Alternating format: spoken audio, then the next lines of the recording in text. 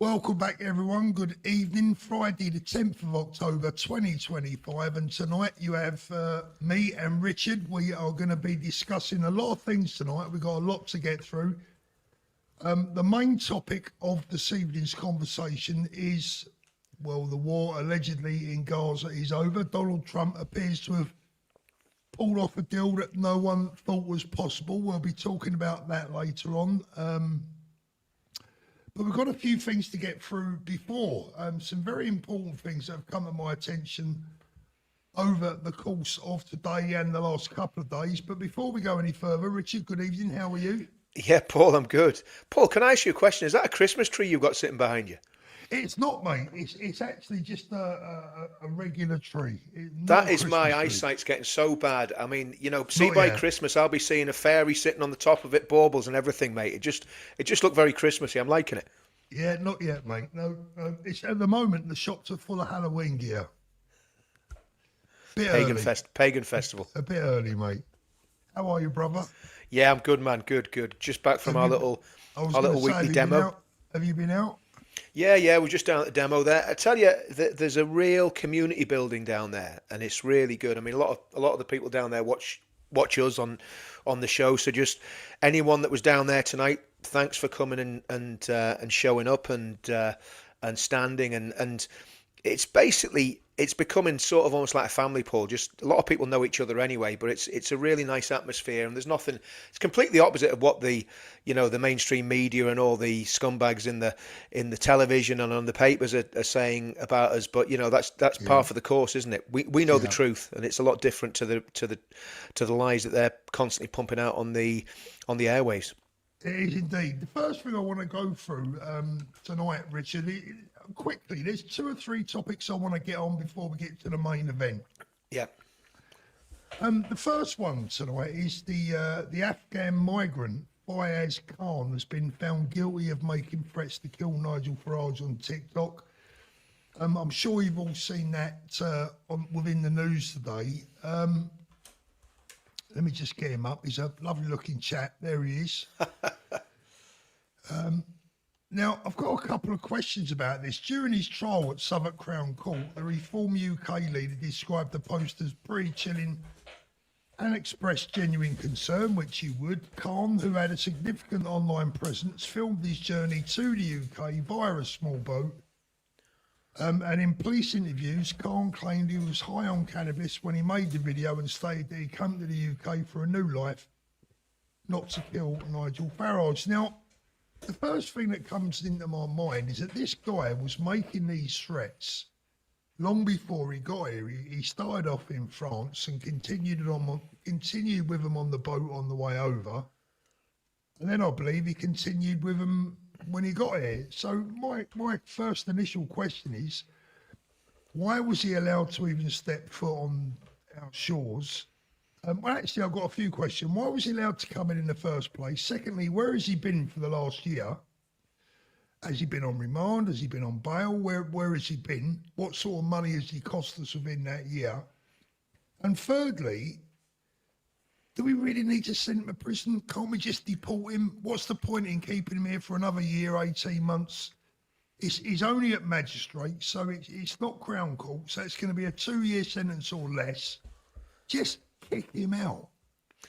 Well, yeah, I mean, and if it's a problem kicking him out, just get him on a Hercules and drop him off over Afghanistan, back to where he came from. You Yeah. know, we could even give him a parachute. Yeah, give him a So parachute, yeah. yeah, I mean, anyone that's got, in all seriousness, anyone that's got an AK-47 tattooed on the side of their face before they even get to this country, why do we want them anywhere near us? He's obviously. Oh, I mean, it's just ridiculous. I mean, the other thing is, Paul, as you know, many people in our movement, I think I've had them, you've had them, we've all had death threats from people, and it just seems very strange that the only person that ever manages to get it to court is Mr. Farage. But Well, I that's a mean, whole other story. the law's equal if you can afford it or if you're informed Exactly enough, right. isn't And if it? you've got the Yeah, right yeah, connections, Paul, do you know what I mean? But no, I yeah, mean, the thing is, it part of this, and the cynical part of me would say this plays very well for Nigel. You know, he's the great defender of the UK against the invasion of the Islamist hordes, right? But we know he's not. We know he's not. So I'm very skeptical about all of it, Paul. And like you say, quite right. As soon as he got here, his feet shouldn't have touched the ground. He should have been arrested and deported and dropped. I don't care where they go now. I just want them gone, Paul. It's as simple as that, Get mate. shot. Yeah. Just get you know what is that man ever going to bring to our country in terms of culture and enrichment? I mean, Well, he's not even a doctor or a nurse or a scientist or a biologist, is he? You know, I think he's an engineer, mate. I think he's an he's an engineer. Yeah, engineer, he's an right, engineer. yeah, Yeah, okay. chartered civil engineer. He's going to come and build bridges and dams and all the rest of it. He's probably engineered a few things in his life, but I mean, the second, go on. No, go on, Paul. Oh, the second thing I want to get through, we get through the relatively minor, with the relatively minor stuff before we get on to the big topic of the night. The second one, the news today, the man who was fined for burning a copy of the Quran outside the Turkish consulate in London has won his appeal against his conviction. Hamid Kuskan, 51, shouted abusive comments about Islam as he held the flaming book aloft in Rutland Gardens, Kensington, on February the 13th. Now, for me, again, another waste of time, money and effort, right? But there's a couple of questions with this one. Not only should this persecution or this prosecution never have taken place, but the only appeal that should have been needed in this case is the appeal against the lenient sentence of the guy with the knife. Where's the appeal against that lenient sentence? Yeah, I mean, on how he never got charged with attempted murder. I mean, if you start waving a knife, Richard, he was charged with common assault. Common assault, which is a fairly low level, it's a fairly low level thing, right? Now, look, I wonder if any one of us did that. Well, we know, and I'll tell you how we know, Paul. Look at those poor fellas that were involved in Epping. And again, I'm not sure exactly who they were. I have a funny feeling one of them could have been the guy that actually got his teeth knocked out by a cop. I'm not sure about that, but that's what it looks like to me. Again, I haven't really looked into who these guys are that got sent down. But those guys got sent down. Look, they shouldn't have done what they've done. I mean, they were a bit boisterous and all the rest of it, and it's not a good look. But they've got some serious time in prison, Paul. For what? Now, to me, I think trying to stab someone up for burning a Quran is a little bit more serious than basically, getting a bit leery with the cops, which seems to be all those guys really did. I could be wrong. I mean, again, I don't know much about the cases, so if I am wrong, please correct me. But to me, it's far more serious. And people talk about religiously motivated hate crime. Well, surely stabbing someone for burning a religious book is a religiously motivated hate crime. Would that not make sense? I tell you what I want to do. I mean, here's the thing, Paul, right? If you were an atheist, right, and you burnt a copy of the Bible, and I came along and tried to, plunge a flipping dagger into your heart for doing it, right, which no Christian would do, which is another story, which we'll not even go into that one tonight. But if I did that, right, and you were an atheist, surely that would be a religiously motivated hate crime. Yeah. And I'd be doing it because you were an atheist and I was a Christian and you insulted my religion. So this is what I can't understand, Paul. It is a completely two-tier justice system, and it comes to a much deeper issue that our pathetic, despicable, disgusting judiciary, our pathetic, despicable, disgusting CPS, the people who are making the decisions on who gets arrested and who doesn't get arrested in the police stations, all of those people are culpable in the absolute betrayal of everything that's good about this country. Free speech, freedom of expression. If somebody wants to burn 1 million Qurans, it's not my thing. Like Tommy was doing an interview with that Jewish guy, I forget his name, that writes Spectator, you know what I mean? Yeah. And great interview. And Tommy said, I won't burn a Quran. He says, I suggest everyone reads the Quran because that's how you're going to find out what Islam's really about, boy, do you, from time to time, I've read the Quran several times, and time to time I dip into it again. And it's not a bad thing to do because it makes you remember why you're so opposed to Islam, you know what I mean? So I want to know what's in the book. I'm not into burning books. But if someone wants to burn books, I've got loads of friends that burn books. Like at the end of the day, if they want to burn books, that's up to them. It's not It's not. It's not a big. But Not but load. Not loads of friends. I do know a couple of people that burn certain books, and that's all I'm going to say. I've made my stance on it clear in the past. I don't think you should burn anyone's holy book because I think it's offensive, but it shouldn't be illegal. But that's not the point. The point is, I want to go back to this image. If that person was Tommy Robinson holding that knife, and the guy holding the book, what sentence, what charge would you think that would have been common assault? No, I don't. I think it'd been It would have been attempted murder. attempted murder. I mean, and to me, it is attempted murder. I mean, that's the thing about this, Paul. When you're waving a knife about, trying to plunge it into someone's chest, that's attempted murder. I'm sorry, it's just as simple as that. And yeah, I mean, even carrying a knife. I mean, I thought there was a prison sentence for carrying a knife if you're intending to attack someone with it. It Well, makes I no thought it sense. was- But I thought it Paul, was 5 years, Richard. I thought so. I thought so. But here's the thing: the reality of the situation, Paul. That people are saying that your mic's a little bit low today. I don't know if you can turn your A volume bit up. low. Let's have Yours, a little yeah, look. they're saying it in the comments. There was loads of stuff in the comments saying turn your volume up. Said Richard sounds okay, but Paul's really low. Is that any better? Yeah, that's better. That better? brilliant. Yeah. Yeah, yeah, that's good, man. Let me know if that's better, everyone. That's a bit Hopefully too it loud, should Paul. be That's a bit. That's too loud, is it? Yeah, down a wee bit. It's just, there's a bit of Let's have a distortion in little that, Paul. look. That's that. Any better? What's that That's like? that. I think that's okay. I think that's okay now. Yeah. Yeah. That'll do. Okay.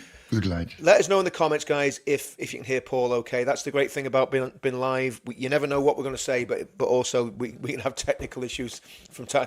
Last live we did, it was my technical issues. This time it's Paul's technical I'll issues. tell you what it is. One of me grandkids come in the other week, and I've got all me stuff set up, and they'd had a right old go. They had a bit of a DJ effort Yeah. on me mixer, and it's all gone to bloody.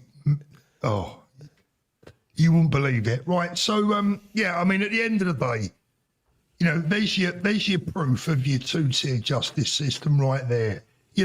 Why did that guy have to have an appeal to get his conviction quashed? Yep. Where's the appeal for the lenient sentence for the guy that went home to get a knife, came back with the knife, attacked the guy with a knife in the street, and told him he was going to kill him? Exactly. It's Exactly. absolute insanity. And the thing is, Paul, that guy that did that, he now has a target well and truly on his back. Yeah, And that well, he's had says, to go into hiding, I believe. well, absolutely. And that says everything you need to know about that book, about the religion that book's based on, and about what we're facing in the West. And by the way, Paul, you just got a really nice comment in the super chats, mate. I don't know if you want to put it on the screen, which I think because we'll probably forget it if we don't do it now. I won't forget it, but let's have a little look. Laurie N, Paul, your video yesterday was your best yet. Knocked it out of the park, mate. Well done. Thank you very much, Laurie. I really appreciate that. I think I said the same to you, Paul, didn't I? If you You didn't did, see yeah. Paul's video yesterday, and I think I spoke about it the other day when I was on live. If you haven't seen that video that Paul did, jump on and have a look at it.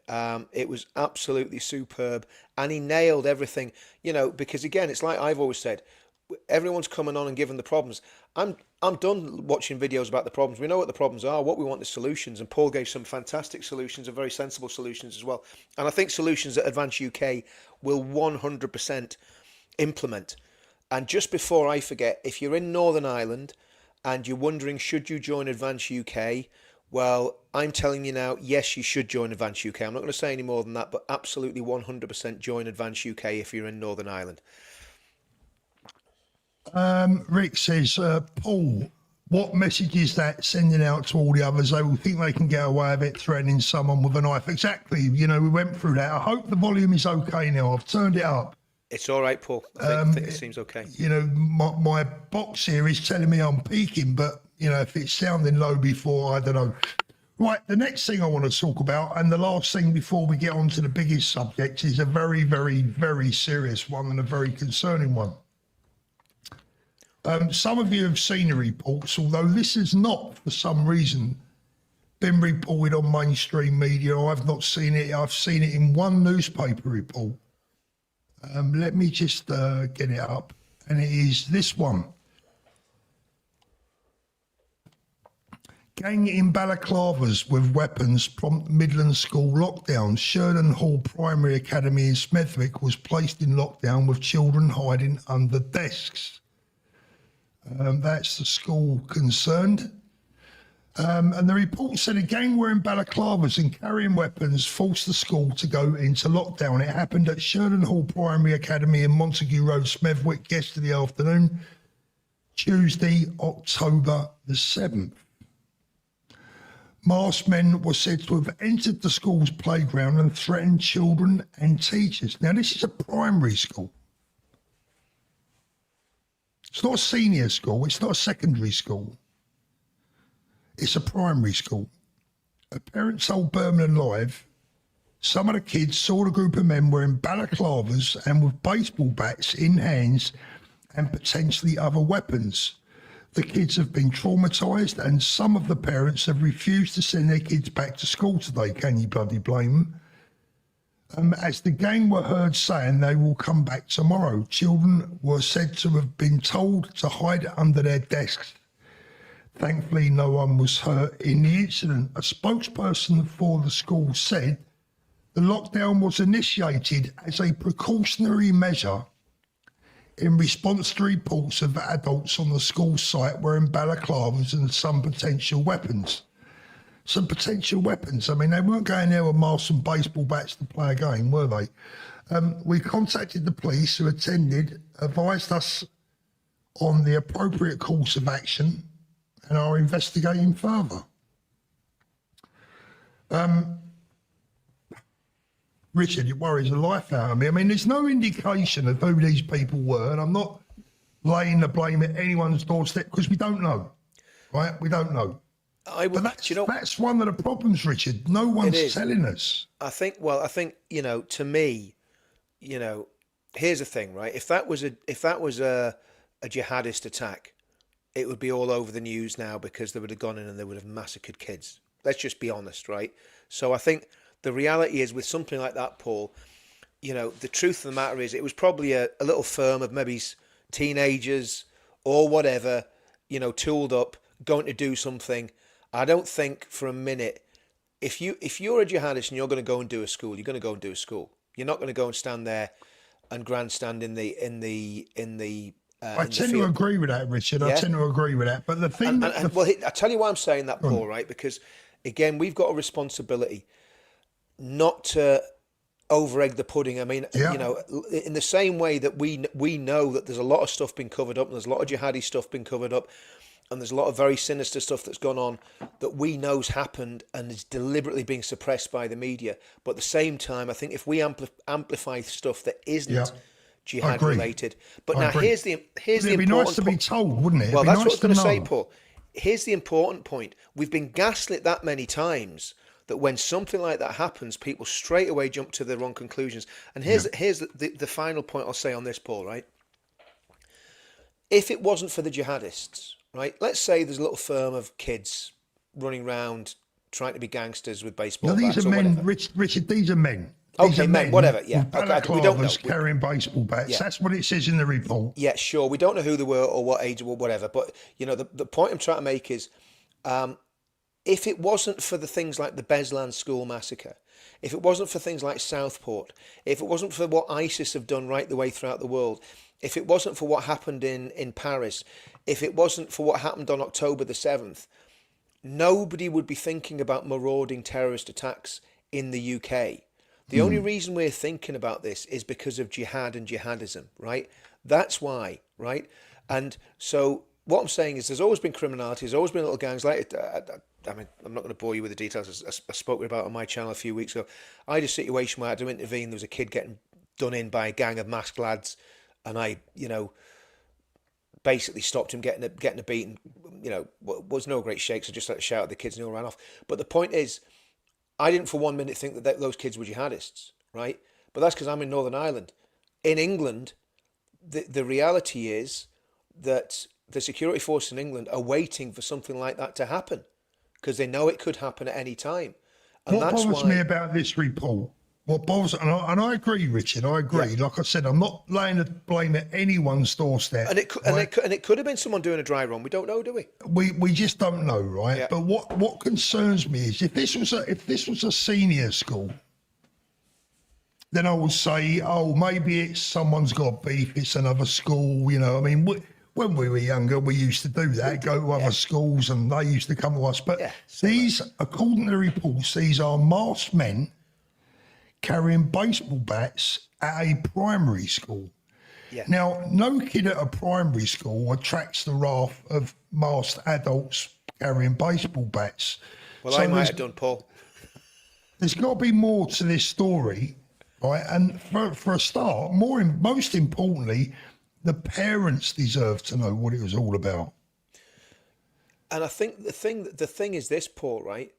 It's the fact of kids having to hide under tables. Those kids will never forget that. Yep. They'll never forget it, Paul. Especially the quieter, more timid kids. They'll never forget it. And I mean, it is absolutely a horrendous sign of the times that kids are having to hide under tables in schools. Well, there's lockdowns going on all over the place. Absolutely. That's the bottom line. There was one in Northern Ireland a few weeks ago. I heard about it in Northern Ireland. Yeah. And and the reality is, Paul, we never had this, even during the worst parts of the Troubles.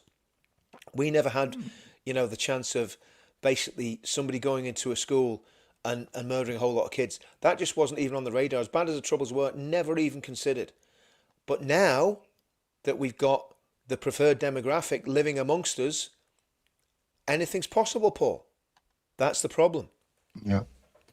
My good friend Ian there is saying apparently it was a drill practice one. I don't know what you know about that, Ian, but no practice run or drill I've ever known involved adults carrying baseball bats wearing masks. I mean, that's some drill.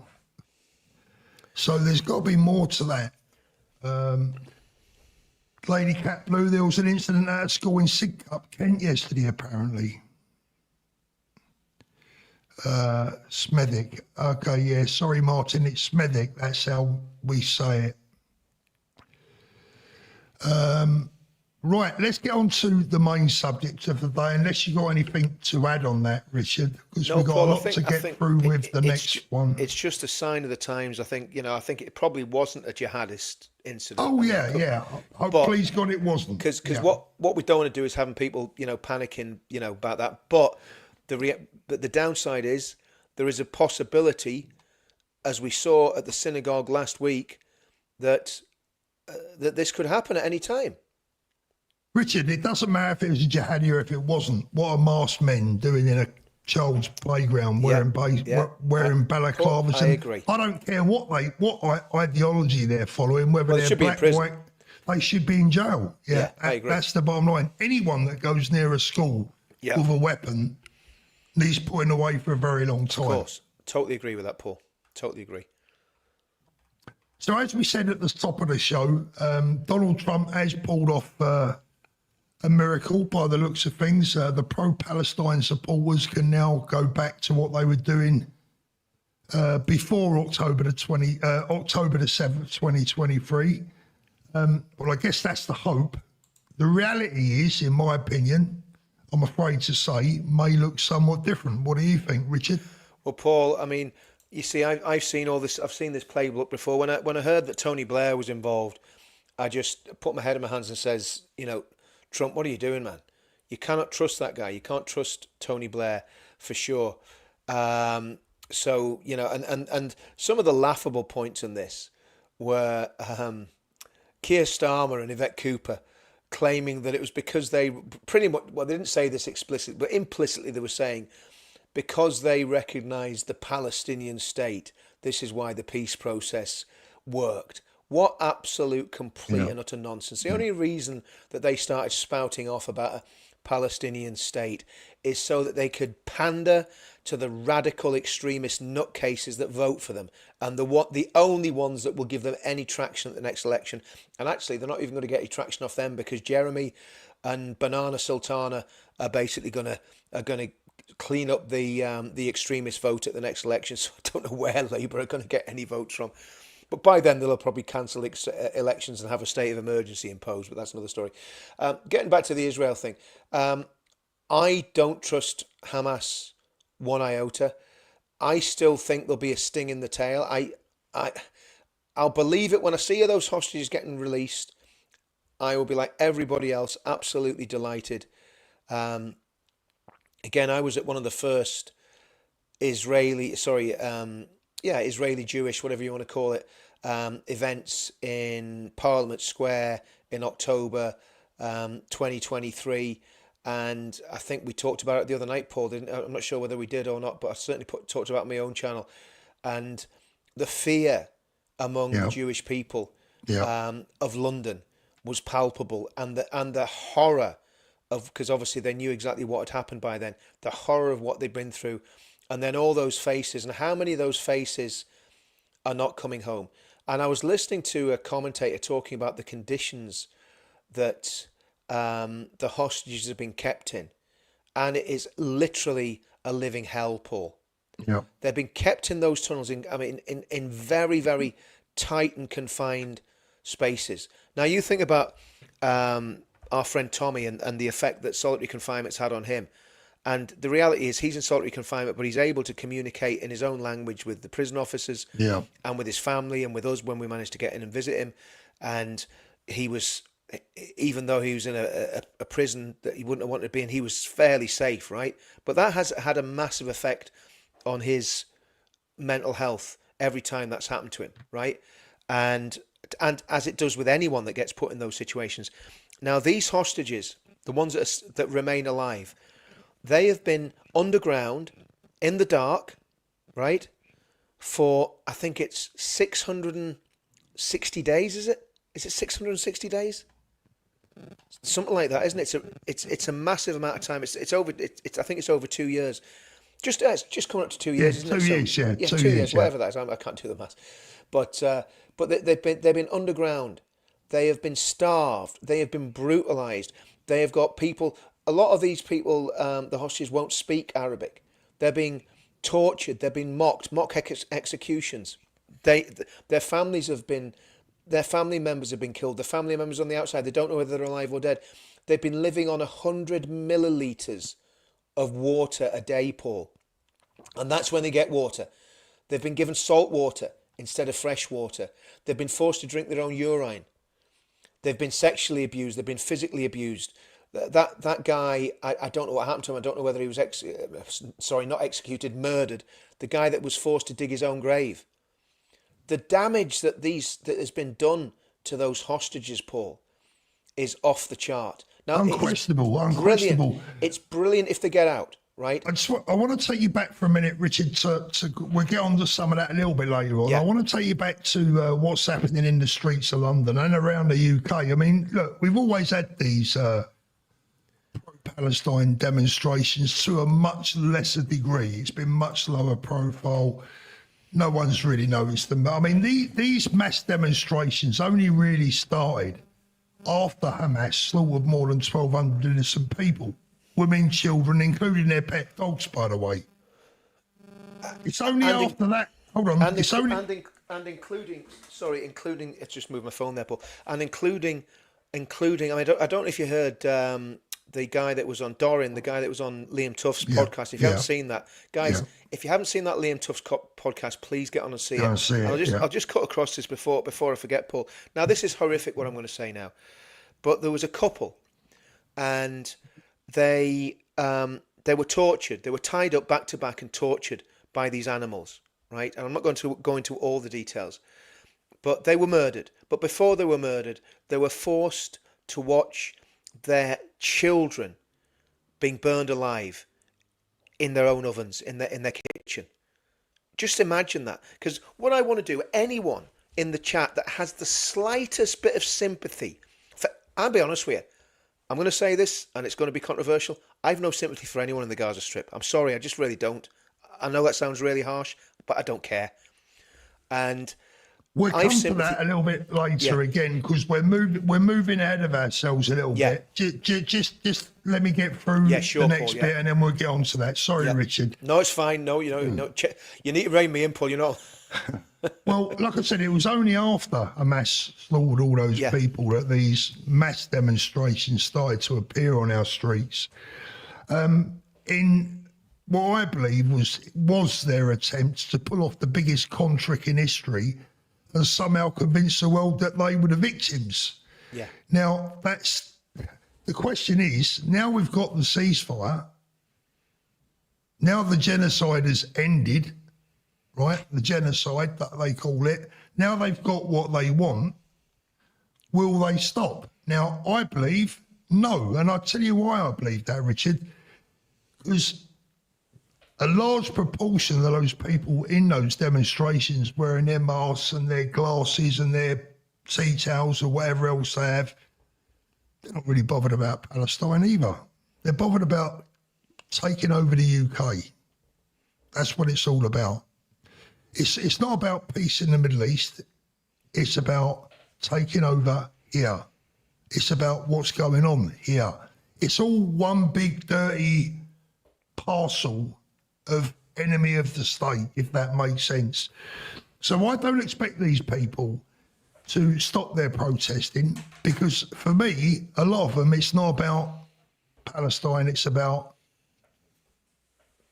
this country and their hatred of it. And I think to ignore that hate will be very, very dangerous indeed. We've got to rein these people in now. Well, the thing is, Paul, the reality is they're already running the state. That's the problem. They are already running the state and have been for a considerable amount of time since Blair was in power. These people have been running the state, and that's why we need a counter-revolution. I'm not on about anything violent. I'm on about a political counter-revolution, and that's why I keep going back to it, Paul. Isn't it strange, Richard, that when you say words like that, you have to qualify it, but it's all right for them to go out on the streets and shout from the river to the sea, Intifada, no, what is it? No something, no peace. What is it? No justice, no peace. You know, what is it? Smash the far right by any means required and all that stuff. They never have to qualify it, do they? Well, think about this, Paul. Globalise the Intifada is one of the cries from these scum. And they are scum. I'm not talking about any religious denomination here, by the way. I'm talking about people that are talking about globalising the Intifada. Because you know what globalising the Intifada looks like? Yeah. Globalising the Intifada looks like what happened at that synagogue last Thursday. That's what globalising the Intifada is, because that's what the Intifada was. It was scumbags driving cars into Jewish families, jumping out and stabbing them up. That was what the Intifada was, or suicide bombing, blah blah blah. All the usual tools in the terrorist handbook. Now, to me, we've got a massive problem with these radicals among us, and I think you said it very well the other day when you were doing your video. They all need to go. If these people are not British citizens, if they are British citizens, if they come here and got passports and then they're standing there under a foreign flag, calling for an intifada, calling for the massacre of my friends in the Jewish community, they've got to go. It's as simple as that. Take their passports away and get shot. Get them out. You know. But again, we're getting a bit off the topic. But you're absolutely right, Paul. Well, the topic is twofold for me. It's what's happening in Gaza, what's happening between the people of Gaza and Israel as a state. That's one side of it, but I'm actually more interested in what's happening home here. So it's a double-sided coin, right? So for me, they're not going to stop here. This won't change a goddamn thing. In fact, it could even get even worse, because these people now are going to ramp this up. Because like I said, it's not about the Middle East, it's about here. The second thing is, as far as actual peace out there is concerned, you can't rationalise or negotiate with these people. And there's a very simple reason as to why I sadly believe there will never be peace out there, ever. And I don't like to say that, because obviously we all want peace, but last night I put a little compilation together and I actually deleted it. That's how bad it was. I put a compilation to video of children in Gaza carrying weapons. They had the vests on, you know, the type of vests I'm talking about. Yeah. They've got grenades, they're pointing guns at other kids and blah, blah, blah, blah, blah. And it was about 15 minutes long, and I could have made one about an hour long, right? It was about 15 minutes long. And my wife walked past and she saw it, and she's watching from behind. She said, "You can't put that out." And I said, "Why?" She said, "Because it's terrible." Yeah. And I said, "But this is exactly why there will never be peace out there, because they are breeding and bringing up their children from the ages of 3 and 4 years old." There's a video of kids, they must have been about 8 to 10 years old, training like they were in the army. Yep. Now, when it's that inbred, when the hatred of Jews, all Jews, from the river to the sea, when that hatred is that inbred, it ain't never going to stop, in my opinion. And you know why? Because they don't want it to stop. No, exactly. I don't believe they want it to stop. What they want is the destruction and the elimination of Israel and every Jew in the world. Well, absolutely, and what they definitely want, whether they want to kill them all over the world, but I think, you know, if you look at if you look at the reasons for jihad against our Jewish neighbours, then it comes straight from the teachings of Muhammad. It comes straight from the biography of Muhammad. It comes from the Hadith and the Quran, and it's very, very explicit. Hatred of Jews and of Christians is part of that religion, Paul. I mean, I'm sorry, but that's just a fact, and we can you know, tiptoe around that as much as we want. That does not mean, and again, it's ridiculous that I even have to qualify this because it's just for the slow learners in the class.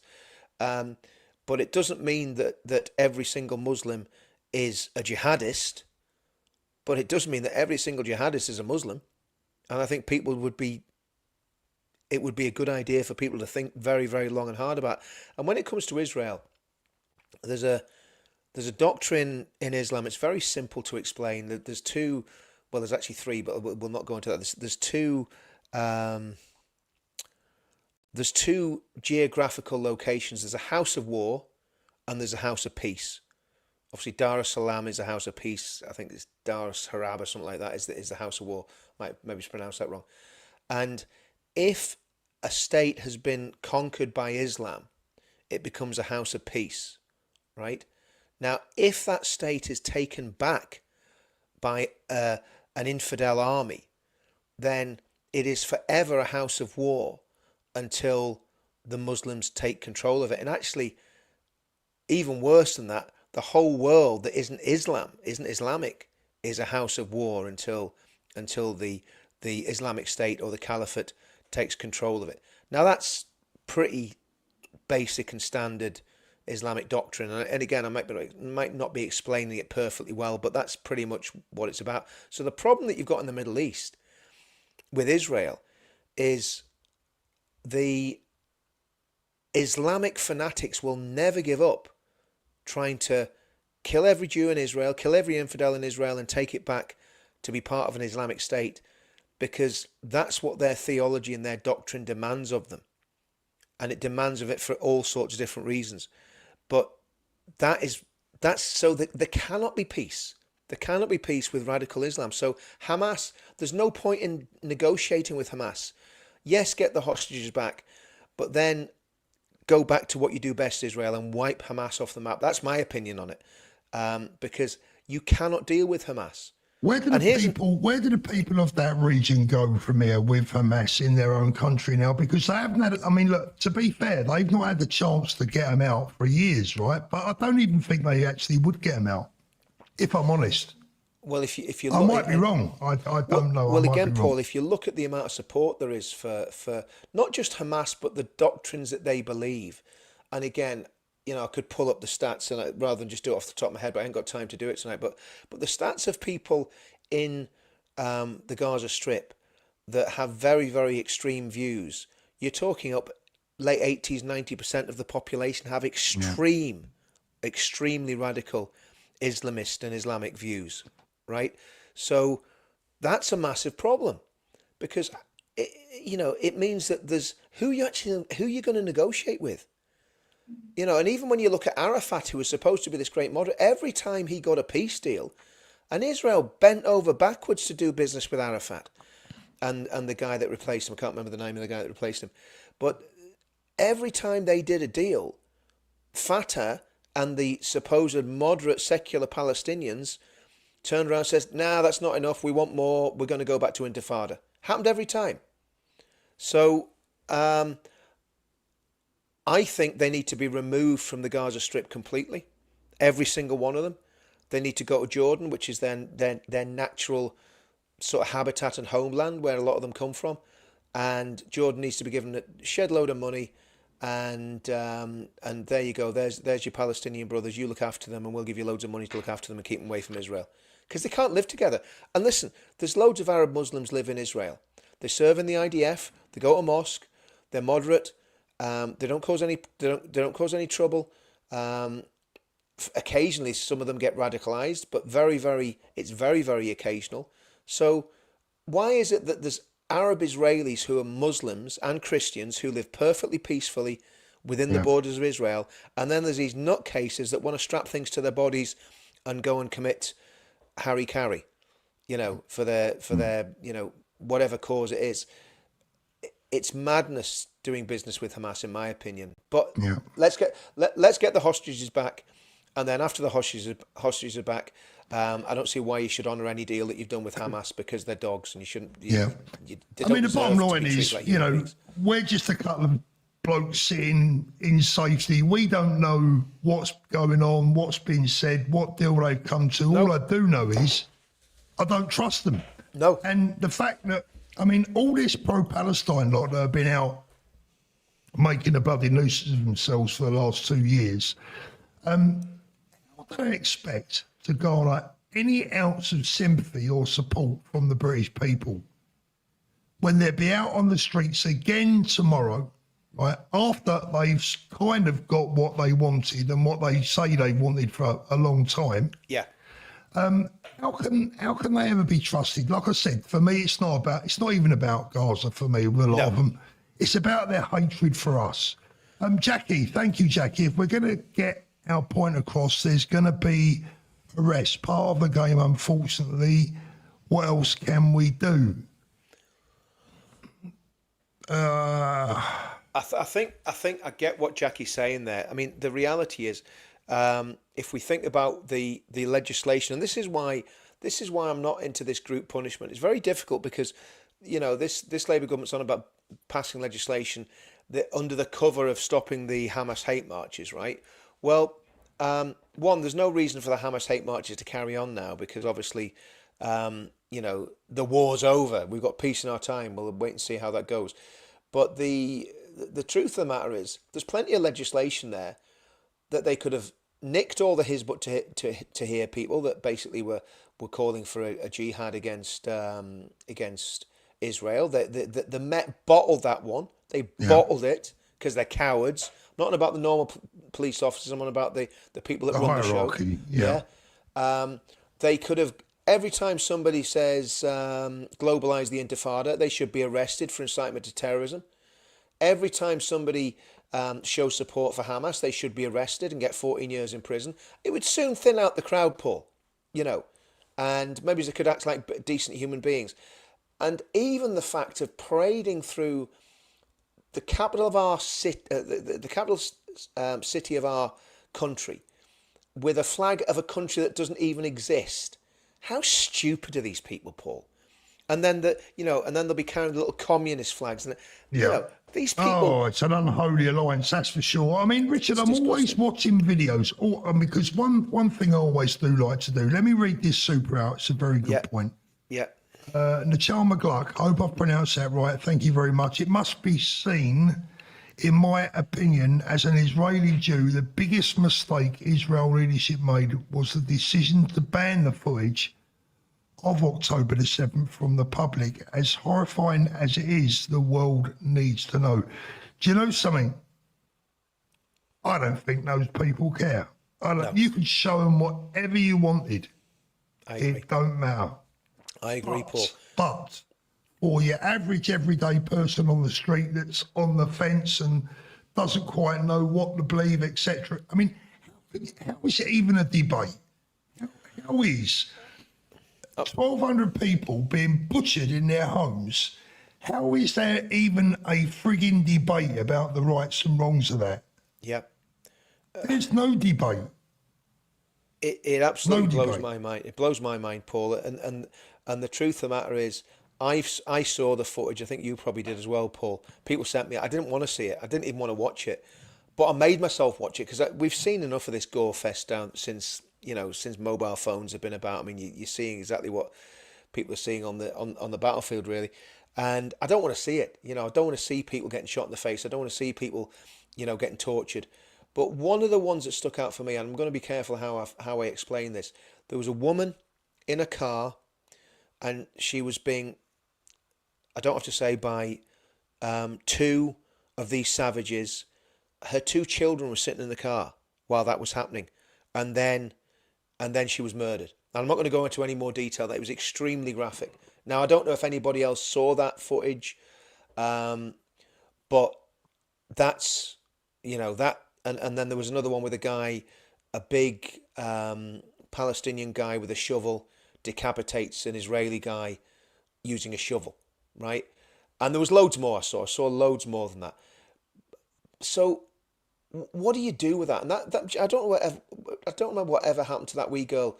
She was an IDF soldier, and she had some jogging pants on. She'd obviously been taken from and there was blood all over the backside of it. So we know what happened to her, right? We know what happened to her. We know why there was blood there, right? Yeah? What happened to that girl? And does none of these scum that are running round shouting "Globalise the Intifada" and glorying in what happened on October the 7th. And if you're a Muslim and you glorifying that, I'm going to tell you something. You're a scumbag. You have no place, not just in our society. You have no place on this planet. There's no place for you among humanity if you're not going to glorify in the absolute monstrous attacks that took place. And then they try and make moral equivalence between what Israel has done, what the IDF has done. And, I'm no military expert. I was in the army for 7 years, but I'm not going to pretend that I've got more experience than I have. But I've probably got more knowledge of what happens in war than most people, right? Or in conflict. And the reality is, the situation that the IDF were working in, and I know I don't want to make it all about Gaza and about Israel, but the situation they were working in was almost an impossible situation. And the fact that they managed to operate and so few people have been killed, and you might say, oh, well, there's 60,000 people have been killed. There's 2 million people crammed into that space in the Gaza Strip. And you've got child soldiers, you've got kids, as we saw. Paul, a lot of those kids that were caught, a lot of those kids are holding real weapons in those videos you've seen, right? They are child soldiers. And who's responsible for putting those weapons in those kids' hands? Hamas. Who's responsible for Islamic doing Jihad, it? Hamas. Exactly. And all the other radical groups that'll spring up. So, and what they did was, and I mean, if people don't understand this, that they buried themselves deep under civilian targets. They deliberately used their own people as a human shield. And these useful idiots, and I met with some people a few weeks ago, and I just, man, I mean, they were just so dumb. They were supposedly Christians. Richard? Do you know? Go on. But you know what? They were the typical, tree hugging. Oh, we've got to love everybody and hug everybody, types. Liberal Christians, nothing worse. And they were on about what was happening, and I just, I tried my best to be nice and try and explain the situation, but they just didn't get it because they're too stupid. They're just dumb people. They don't understand warfare. They don't understand what's going on, and we've got lots of useful idiots like that in our country, Paul. And I think we need to rid ourselves of useful idiots as much as we do of jihadists. Yeah, I couldn't agree more. I mean, look, the bottom line is this. Let me just read one or two of these supers. Thank you very much, Sarah. Apparently, they vowed to continue protests until Gaza is rebuilt and Israel has paid every remaining Gazan reparations. Well, there you go. Dark Side of the Moon, thank you. Hello, keep up the great work. I've seen too many things of radical Muslims and the left wanting to do us harm. Enough is enough. Sorry to say this, but I'm ready. Black Best, some people have been talking about a strike. Do you think it would work? Force the government to stop the ID and start deporting? Look, here's the thing, Black Best. It's a good point that we do hold the power and we can make things happen. The trouble is, most people are too busy earning their living to worry about the future of their kids. And that sounds a bit harsh to say that. It's true. But it is true. And Paul, we've all been in that position. You've got to go through a pain barrier, yeah. We've all been in that position ourselves, Paul, for years. I've known about this stuff since 1984, right? And for years I sat on my hands. I told a lot of people about it, but I kept myself under the radar, and life was a lot easier when I was under the radar, put it that way, Paul. What do these people want, Richard? What are you talking about? Which people? The people in the UK that are out every Saturday covering their faces, because I've tried to watch, I've always said this on my channel, that you only learn something by finding out that you were wrong. Yeah. When you find out you were wrong about something, you've actually learned something. Now, I've watched and I've listened to their side of the story. I've listened to what they've had to say, which is usually very little apart from fuck off. That's their favourite saying. I've listened to their chants. I've listened to their... Well, when you can get them to talk, they very rarely want to talk. And I can't make any sense of it. Well, I think... Not even 1%. And this isn't an original thought. This is Douglas Murray's take on it.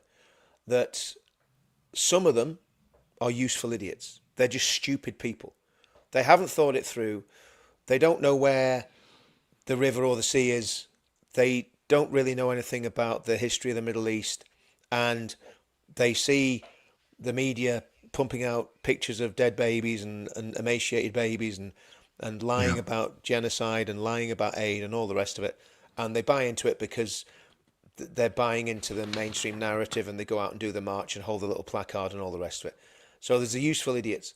But then he says there's another group of people who are inherently evil, probably psychopathic. They're manipulating the useful idiots. They're manipulating the numbers. And the sad thing is there's a very, very large number of those people who are genuinely, who probably when Jihad from Syria, or whatever his name was, carried out his attack, were probably cheering. Yeah. And that's what we've got in our midst, Paul.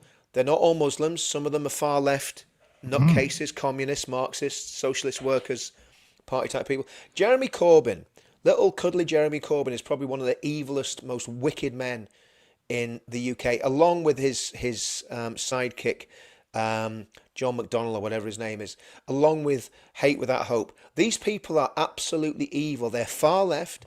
They will not negotiate with us. They will not talk to us. They will not interact with us. What they want to do is destroy us, and they're very clear about that. If you look at their doctrines, I'm talking about the left now. They don't want us to share power with them. They want to take power, and and under this Labour Party, they have taken power. And as you can see by the prison sentences that have been handed down, they're doing a very good job of wielding that power. And That John McDonnell, he always looks like his dog's just died, doesn't he? Well, yeah. He's got hate all over his face. He's a hateful man. They were friends with Adams and Co. and the IRA. They've been friends with every enemy of the United Kingdom as long as they've been in politics. They are evil, reprehensible, wicked people. And anybody, if you're in this chat, right, and you're watching this video, and you voted for the Labour Party in the last election, well, shame on you, right? I'm going to say that, shame on you. You're either stupid or evil. Simple as that. If you're a Labour voter, you're either stupid or evil. Now, if you're stupid, we've given you enough information here to stop being stupid. If you continue to vote for the Labour Party, you're evil. It's as simple as that. It's a good shout. I'll tell you what, Richard, you know what I was thinking about today? You know Gary Neville's stupid comments the other day about white middle-aged men? His wicked, evil comments, yeah. Yeah, and how racist we all are. Do you know something? Most of the people that I detest are white middle-aged men. Oh, yeah. Yeah, absolutely. And there's a few women as well, Yeah. but most of the people I detest are white middle-aged men. Yeah. Well, yeah, absolutely. And there's a few of other colours as well. I mean, there's a few women. I mean, I think. And my point is, Richard, it's Yeah. got nothing to do with race, mate. No, it It's what's hasn't. in No, their no, no, mind, no. not the colour of their Exactly, skin. exactly. That's why I'm not going to discriminate against white. I don't want to become like Gary Neville and start discriminating against white middle-aged men, because there's plenty of brown men, black men, and women that are equally reprehensible. I mean, we all know them. They're on the. Do you ever see that woman with the hijab on GB News that just shouts at everybody? I don't even know Yeah, what her name is. I don't even know why they have them on, mate. Why did I have them on? Just to wind us up. I think it's just to put our blood pressure up. They're Why trying to did kill I off. have 'em on? They're trying to kill off the angry middle-aged men, Paul. Yeah. Laurie N, thank you, Laurie. Us older folk can see so clearly how much things have gone downhill in our lifetime, especially the last 15 years. Totally lawless now, Laurie. Absolutely. I often think to myself, what am I doing? Oh, look, Richard, Sorry, this is for you. Laurie, sorry about that, mate. Just less of the us. You should have said me and Paul when you talk about older folk. I'm not an old folk yet. Linda D, Richard, this is for Richard and his wife to get a wee break and see Paul. Wow, look at that. How Oh, that's lovely is lovely, that? Linda. Thank you so much. That's really, really kind. You really appreciate Did you that. send that Thanks so on much. my channel or on Richard's, Linda? I'll have a look, and if it came through on mine, I'll make sure I pass it on to Richard. Thank you very much. Just on that note, Paul, if you're going to send me any money, just wait out on that one, because my bank account's been frozen again. My Santander No, one. not again. Well, I don't know, because they've locked me out. I can't even get in and log into the online banking, so I'm gonna have to go physically down to the bank on Monday. I mean, I'm laughing about it. It's not funny though, Paul. I'm laughing about it. And listen, guys, this is why we've got to stand against digital ID, because if these scumbags get control of all our ways of generating income, we're going to have a real problem. That's exactly what they're trying to do. Yeah, my bank account's frozen, the Santander one. So, Oh, yeah. Just having a little look through the regular chat. Antifa need to be prescribed here in the UK, absolutely. Yeah, I agree. Do you know what? I've always been big on me free speech, but as I said in the video yesterday, I'm sick of it. We've got to stop some of this shit. I'm still big on the free speech. But you know what? With Antifa, I think if they committed crimes, they need to be prescribed. The problem is they kind of sail very close to the wind. Do you know what I mean? And I think we've got to be careful about. I despise Antifa, incidentally, but I think we've got to be careful. If they're acting violently, yes, they've got to be hammered and go to prison for a long time. But yeah, Mickey Ocean hacks my account. Oh, thanks, Mickey. John White, the agitators in the UK are broadcasters such as James O'Boring and squealers like Owen Jones. Yeah, very true. Well, that's a very good point, Paul. I mean, I think the BBC. I was listening to Jeremy Bowen today, and I used to think Jeremy Bowen was kind of quite balanced, but I think the BBC is just getting worse and worse. I don't normally listen to them, but the way Jeremy Bowen was behaving and the things he was saying on the BBC today were just shocking. You know, just absolutely I biased wouldn't and know, mate. reprehensible. I haven't watched the BBC for years. No. Do you remember the guy that was the BBC correspondent that got kidnapped and held in Gaza for years? Do you remember him? This was going back about 20 years ago. He got kidnapped and they held him again in pretty appalling conditions. You're not talking about Terry Waite, are you? No. It was way after Terry Waite. This was a guy, I forget his name. I think it was Paul something. But this was a guy, not Paul Thorpe, but this was a guy that was he was a fairly good journalist. And I wonder, is that part of the reason that the BBC are so biased against Israel? Because they're terrified if any of their correspondents go there, they'll get snatched and I don't know. It seems crazy. No, it wasn't John McCarthy either. John McCarthy was actually from Belfast, as far as I remember. No, You see how the frustration and the anger has built up, and none of this really needed to happen. If the government had got hold of this right from the very beginning, none of this needed to happen. And it was a Tory. Failed. It's a Tory government that allowed it to happen, Paul. Yeah. You know. Absolutely. Lily says Islam have made it very clear. Well, it's getting very hard. It's getting harder and harder to try and come to any sense of any of it. Rick Stoll, the Palestinians are Hamas. They voted for Hamas to rule over them. They are Hamas. I'm afraid I've got to say I agree with that. Absolutely, absolutely, absolutely. Yeah.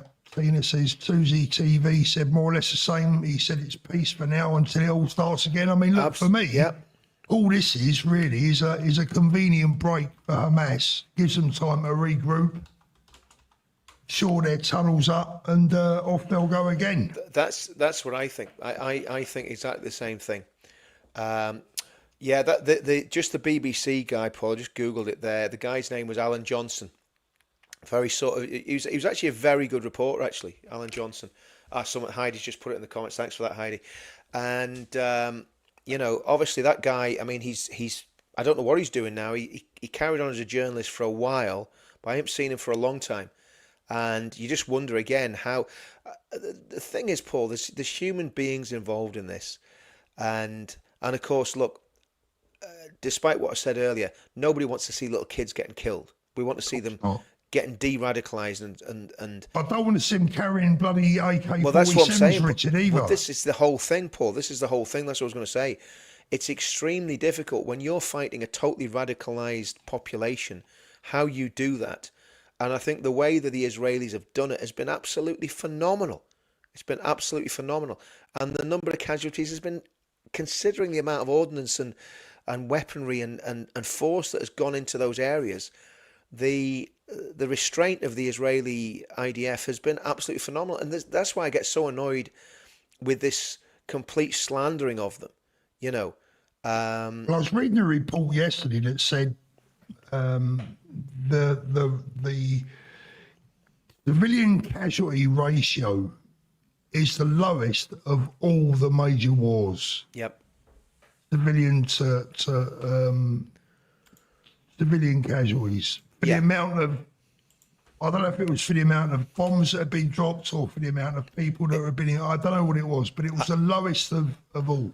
I'll tell you exactly what it was, Paul. Right. So basically, when I was in the military, we used to call it FIB. You were fighting in a built-up area. I think they call it something different now. But it was basically if you go into an urban area, the casualties are going to be absolutely immense, as they were in Fallujah and Stalingrad and any major city, probably in Berlin as well when the Russians went into Berlin.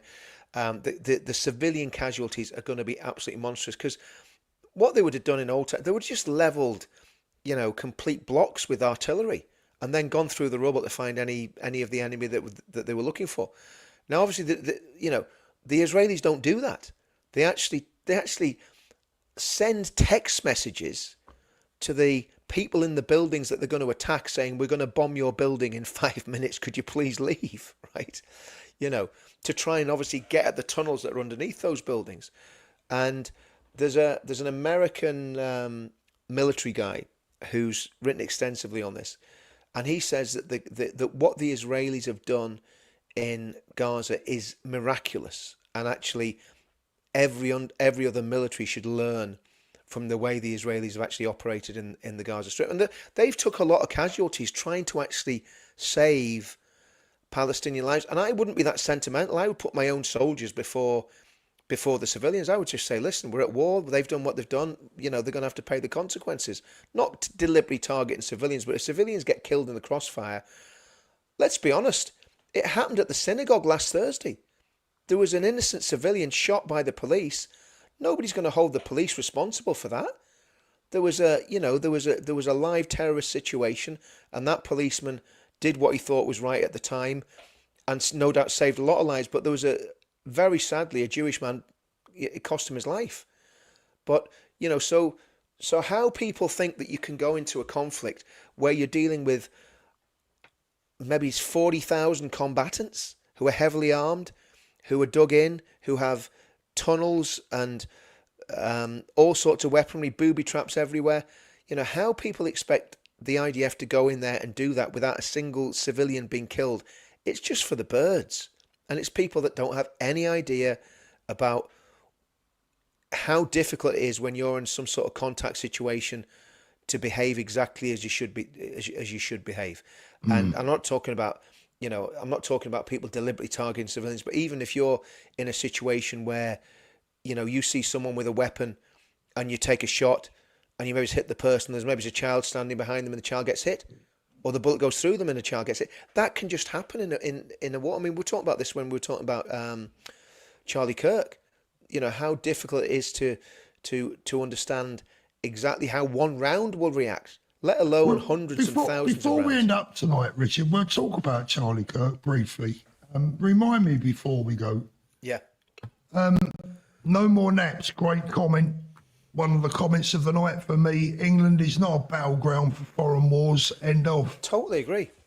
Totally agree. I mean, I'm just a nerd. I've had an interest in these conflicts in the Middle East for years, and I'm not going to pretend I'm an expert, but I'm just a sort of amateur with a great interest in it. So I mean, I think, but the thing is, England's not a battleground for foreign wars, but you know what?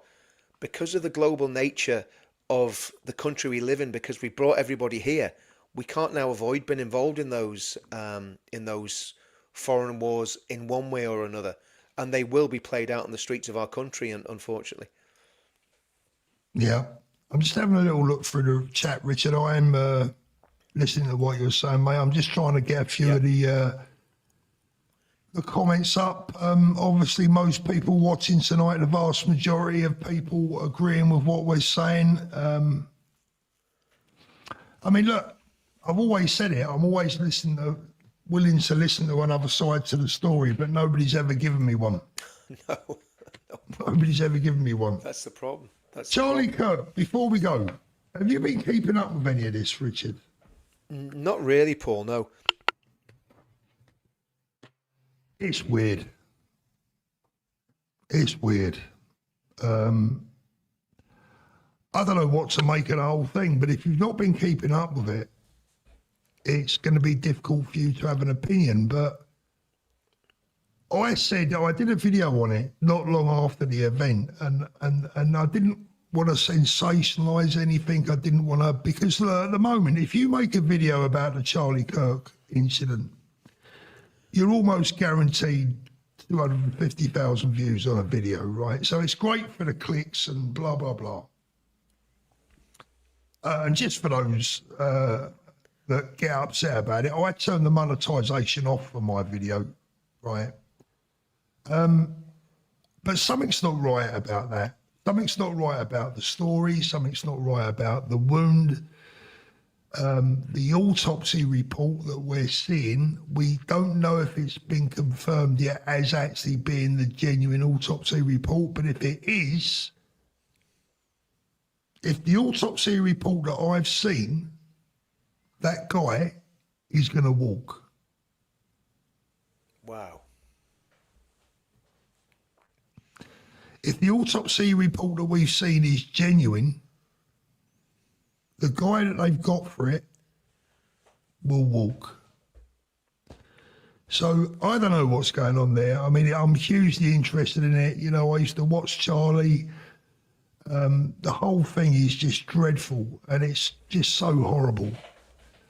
But something's weird. Well, Paul, I mean, no matter what, what happened, what we know is this, right?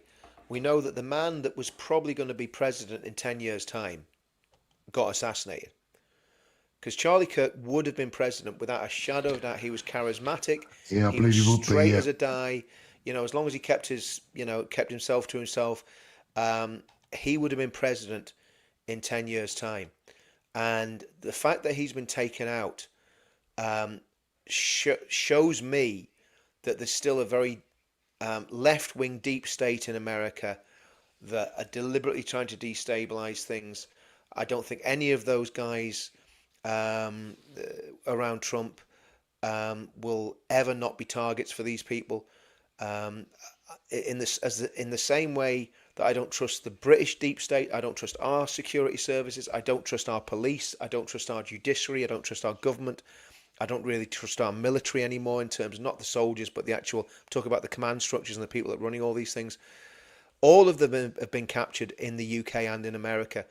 And, you know, what we're in is a political civil war in both the US and the UK. And I'm not talking about a live civil war, but obviously people like Charlie Kirk occasionally will be killed. But, you know, we're in the fight of our lives. And I think that it's vital that Trump shores up his base and makes sure that these people never get power. Because it's probably going to take 5 to 10 years to get rid of all these scumbags out of the FBI, CIA, Homeland Security, because you can't just go in and fire everybody.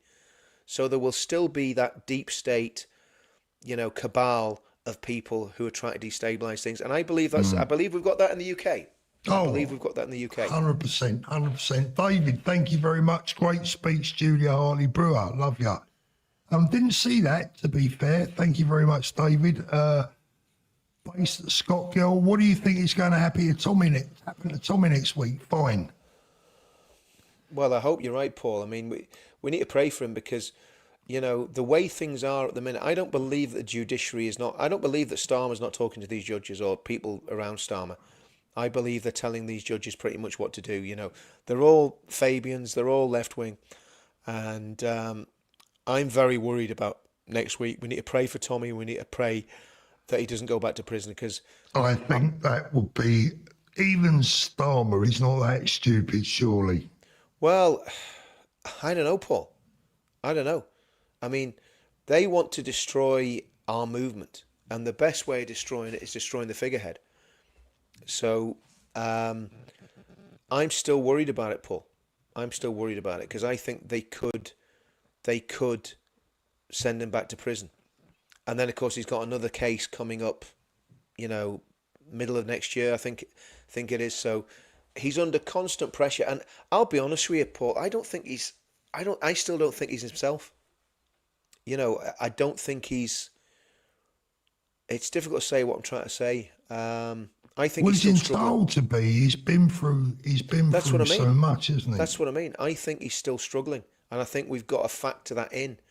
And if you're the deep state, what you're probably going to think about doing is, how can we really do him in?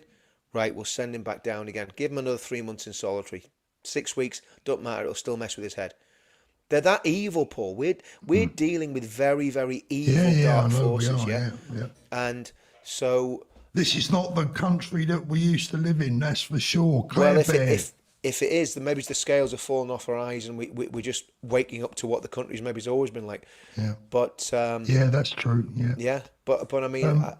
yeah. Claire says we'll have to watch what we say on the streets from January. Swearing will be on the spot fines of £5. How the hell are we going to police that? We'll all be in bother, won't we? David Lund, Julia really called out Starmer today. I'll have to have a listen to that. Yeah, I mean, the only Can someone thing post is, that link in the comments? So we'll have a look. Yeah. The only thing with Julia Hartley-Brewer is that she's, she lost my respect a long time ago, but there you go. Ditto. Yeah, same as Paul. Dark Side of the Moon, what do you think of Yusuf wanting the Muslim forums to get more Muslims in power MP? Not asking this in a racist way. Well, he is. Yeah, isn't he? exactly. Apparently, Muslims is a race. Like Christians is a race, right? Yeah. Like Scientologists are a race. Yeah. Are they? Jedi. Yeah. I mean, look, at the end of the day, it's a power play. We all know what's going on. We haven't got to keep repeating it or saying it out loud. We know what's happening. They're making a push for power, Paul, and they're doing it incrementally. And I think that's one of the reasons there's not a lot of violence. And I'm going to say something controversially. I think if we get a government that is committed and starts taking action against the networks and the radicals and the extremists and starts deporting some of these people and arresting people and coming down hard on them, banning halal, banning Sharia, banning the burqa, whatever. I think if you get a government like that, then you'll see these people show their teeth. And the reason that we haven't got a government like that is not because the state don't know what's going on, but because they're cowards. And let's get it right. Because they do know what's going on. Yeah, Keir Starmer is going to do 10 years at most to prime minister. He gets 2 terms, right? Most he's going to do is 10 years, right? So that what they're all doing, Paul, they're all kicking the can down the road because think we don't have to worry about that. People can worry about that in 10 years' time. But the truth of the matter is we don't have 10 years because we cannot have a situation. We cannot have a situation where our country is governed by people who want to impose Sharia law on it. That can never happen. And, you know, again, I'm going to be very careful what I say, but we just need to make sure that that never happens. And the only chance we've got to do it democratically is the next election. Jackie Lee, thank you, Jackie. Charlie was killed by his own. Come on, Paul, read the facts. Now they got Tommy going to Israel, not happy about that. Thank you, Jackie. Appreciate that as always. There was something else I was going to bring up before we go, Richard. It's just crossed my mind and it's gone again. I think that's called age, isn't it? Or something like that. I get that all the time, mate. I'm younger than you. What was it? I was going to ask you. No, it's gone. It's gone. Oh, yes, that was it. That was it. I've got it. We've got one video to play tonight. Paul. Yes. Paul, before I forget, Where Are the Men of England? It's getting published by a record company on the 24th of October. It'll be on all the platforms. What we want to really do, what Ricky did. We want to really push the downloads. I think you've got the link there, Paul. I don't know if you can stick that anywhere or stick it in the description. Have I got the link, Richard? Pardon? Where's the link? Did you send it to me? I emailed it to you. Yeah, I emailed it to you. Let me try and get it out. Hold on a minute. So, yeah, what it is, guys. I mean, it's going to be out in time for Remembrance Day. So I think if we just push the out of it, it'd be great to have that song really high in the charts somewhere around Remembrance Day, because I think it would just be because really what it's saying is, where are the men that we used to have in England that wouldn't have stood for any of this nonsense, that ran onto the beaches of Normandy, that fought in Passchendaele and the Somme? Where are those men? And so yeah, that'd be a really good thing if we could get that pushed out for I'll put the link in the chat, Richard, but it's come up very long. I don't know if that's going to work. Do you know what to do, Paul? Can we get it up and we'll use it as the outro tonight? Let me just. Yeah, I'll get it up, mate. I'll tell you what I do want to do. I just want to play this video before we do that. Let me just. I want to tell you who the video is from, because what it says. No, that link's not working, Paul. Just delete that, mate. That link's not working. Okay. We'll sort that out near the time. That's not a problem. Okay. All right. Well, we'll get that up on the. We'll get that up on the community section, and it'll be good to go. Let me get rid of that. Hold on. I nearly put myself in timeout then, Richard. So this is Bishop Snyder. I don't know if you've seen it. This is the Archbishop Snyder, apparently. Have a listen to this. It appears even the church is waking up. Yes, this is very serious. Now we are witnessing an invasion. They are not refugees. No, this is an invasion of mass Islamization of Europe, which already went on for at minimum 50, 60 years, the Islamization in Europe. But now it is in mass. It is very evident. And so this is a global political agenda by the powerful of the world to destroy Europe culturally and religiously. I mean, to destroy Christianity ultimately in Europe, with the help of the massive Islamic population. And I was reading recently an article of a sociologist who made a calculation that maybe in 30 or 40 years, when it's now going on, so the majority of the population of Europe will be Islamic. Europe will be Islamic when this will go on, because the European people have almost no children, 1 or 2. The Muslims there, they have 5, 6 to 10 children, And so it is, you can only make mathematics, and then you can see that they will be in the majority. So that's, I think it's Archbishop Schneider talking, and it's about time the church stepped up to the plate in many respects. Oh, totally, Paul. Totally. I've put the I've dropped the video in there, Paul. Now it's the promo from the 13th September, but it'll do. I mean, it's basically got the whole track in it. So yeah, if you want to play that when we go, mate, that'd be sound enough. You can see last super of the night. Thank you very much, David Lunn. 7-minute speech. Just type campaign against terrorism YouTube. Thank you, David. I really appreciate that. Yeah, Where's this link, Richard? Pardon? Where's this link? I've just dropped it in the Private chat. Not in the private chat. I've actually put the video in the description. I don't know if I can share it. Can I? I'll try. Oh, I've got it. Yeah, sorry, I've got it. Yeah, that's it. There. Yeah. So Right, guys, we will play out with this tonight. Richard, anything before we go? No, I think just. I mean, obviously, it's been quite a serious video tonight, quite a serious live stream. But I think the reality is we've got to tell the truth about what's going on. We can have laughs and jokes, and we all love doing that. But I think we're in a very serious situation, and we've got to be trying to be giving very adult and grown up responses, but not ducking the issues either, Paul. We've got to talk about these things very openly because nobody's. I always say, Richard, if people think we've got something wrong, tell us. Let's absolutely. debate. Let's debate. We don't have to hate and fight and argue. Tell us. No. Let's debate. That's what we've always done. And I think what I would say is, the only solution I see politically is Advance UK. Absolutely. And we've got to keep pushing this because people are saying to me, "Oh, well, look, Reform are doing so well in the polls and this, that, the other." That's now. If everybody joins Reform, sorry, I keep doing that. You do it as well. Everybody joins Advance. Say Advance a million times so you don't. Everybody joins Advance. If we get 1 million people in Advance, we win the next election. Billy's saying don't poke AI fake stuff. Now, I worried about that. And my source that sent that to me, they went away and checked it. I double checked it. And as far as I'm aware, it's genuine. If it isn't, obviously I would regret posting that. But as far as we're all aware, it's genuine.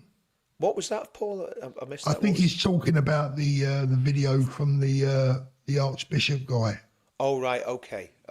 I'm not sure. I mean, well, I know a lot of people have, a lot of churchmen have said that. By the way, before. he's not the new Pope. No. Look, there's a lot of Christian men have said that for years anyway. So he's not saying anything that they wouldn't say. So even if it's not genuine, it's the sentiment's right. Yeah. This AI stuff, though, is a bit of a pain in the arse at times. I mean, it can be fun. I think you can suss it out, though, Paul, can't you? Again, I had to look at that video. I don't see that it's fake. Yeah, I'll have a look at it again later. I mean, send me it over, Paul. I'll have a look at it, but I think it's genuine. Right, guys. Thank you for watching. Have a great weekend. We'll see you soon. And Richard, we'll play this out. And let's do it. Yeah. Buy the record when it comes out, 24th. Where are the men of England, those heroes brave and bold? Where are the men who bled and died in foreign wars untold? The men who conquered all and stood for faith and love, the men who looked to guidance from the Father up above. Where are the men of England, the heroes brave and bold? The men who stood for faith and truth, whose honor wasn't sold. Where were the men of England when abusers so depraved took the daughters of our nation, who forever they enslaved? What of the men of England that looked the other way? They took the country shilling, they never made their play. Where are the men of England, the heroes brave and bold? The men who stood for faith and truth, whose honor wasn't sold. The vile police and vice squad, they all seem quite amused, as at the hands of groomers our daughters were abused. The politicians blamed the lads who stood up one and all. Most of all, they blamed the one who always took the fall. Where are the men of England, the heroes brave and bold, the men who stood for faith and truth, whose honor wasn't sold? Where are you, men of England? For now we all must stand. The future of our children is still within your hand. The future not yet written for this green and pleasant land. Where are you, men of England, the heroes brave and bold, the men who stood for faith and truth, whose honor wasn't sold? Where are the men of England, the heroes brave and bold, the men who stood for faith and truth, whose honor wasn't sold? Where are you, men of England? For now we all must stand. The future of our children is still within your hand. Where are you, men of England? For now we all must stand. The future of our children is still within your hand. The future not yet written for this green and pleasant land. Where are you, men of England, the heroes brave and bold, the men who stood for faith and truth, whose honor wasn't sold? Where are you, men of England? For now we all must stand. The future of our children is still within